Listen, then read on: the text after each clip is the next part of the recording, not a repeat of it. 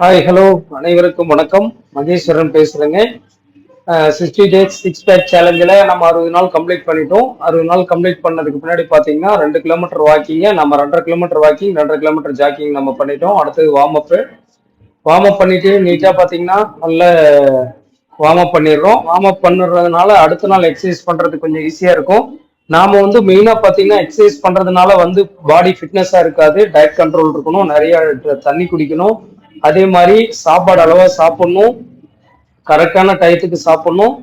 அது மட்டும் இல்லாம ஜூஸ், லிக்விட் ஜூஸ் எடுத்துக்கணும், தேவையான புரோட்டீன் எடுத்துக்கணும்.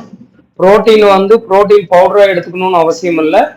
நம்ம சாப்பிட்ற சாப்பாட்டுலயே இருக்கிற வெஜ்ஜில இருக்கிற புரோட்டீன் எடுத்துக்கலாம்.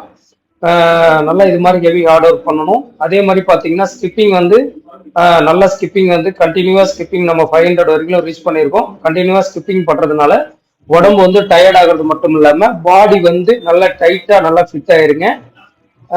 ஃபிட் ஆனது உங்களுக்கு நல்லா ஃபிட் ஆகிறதுக்கு மெயின் காரணமே உங்களுக்கு உடம்பு பாடி கண்ட்ரோலா இருந்தா மட்டும்தான் உங்களுக்கு நல்ல ஃபிட்னஸ் கிடைக்கும். நல்ல லெவல்ல நல்லா ஃபிட் ஆகும். அப்போ பாத்தீங்கன்னா எப்படி நம்ம சொட்டிங் ஆயிருக்குன்னு. அது மட்டும் இல்லாம நல்லா ஹெவி இது மாதிரி ஹெவி எக்ஸசைஸ் பண்றதுனால உடம்பு நல்லா ஃபிட் ஆயிருங்க.